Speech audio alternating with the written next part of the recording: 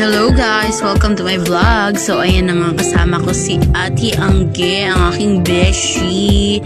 Kasi ngayon lang kami ulit nagkita. Tsaka day off niya yun, kaya sinama ko siya sa aking lakad for today's video, mga mare. So ayan na nga, tapos na kami makapag-order dyan. Dun kami sa kabila nag-order. Andyan pa yung mga menu. Kaya tawa kami ng tawa kasi ang tatanga namin, be. Andyan pa yung menu sa kabilang side. So ayan na nga, habang inaantay namin yung order namin for the chika-chika muna kami, mga mare. Alam nyo naman, chismis is life. So ayan na nga, sabi ko picture muna tayo. Oh, pak, picture ang mga persons. So ayan na nga, nag-picture kami bago dumating yung aming pagkain. Diyan kami kumain. Share ko lang, bakit ba? So ayan na nga, sabi ko video tayo ulit kasi magbablog tayo. So ayan na nga, ang dami namin chika sa live, alam nyo naman. Ganon. So ayan na nga, habang inaantay namin yung order namin for the chika-chika lang. Ulit-ulit, bakit ba? Gusto kong i-share, nag-chika kami ganon.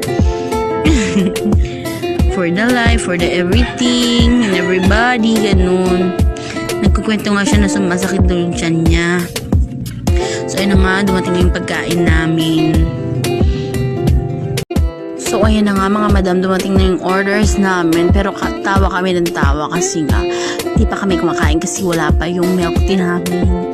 Hindi pa pwedeng kumain kasi for the picture pa ang mga person. Kunyari, hindi pa daw kami nagugutom.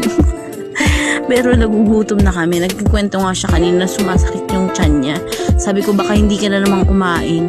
Tsaka ayan nga, inaamoy ko kasi sabi ko, baka dito hot sauce kasi parang hindi naangamoy maanghang. Tsaka yan, picture kami ulit, pak.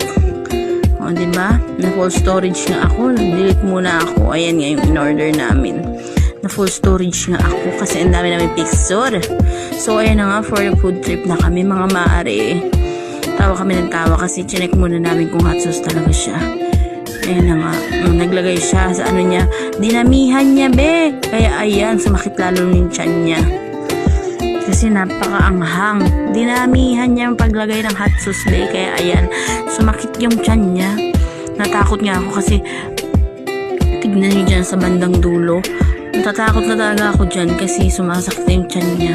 Pero okay lang daw. Kaya niyang tiisin. Kasi nagchichika pa daw kami. So ayan na nga, inilawan kami ni ate. Thank you sa nag-ilaw, ate. O diba, lalo kaming gumanda. O pak. So yun lang, thank you very much.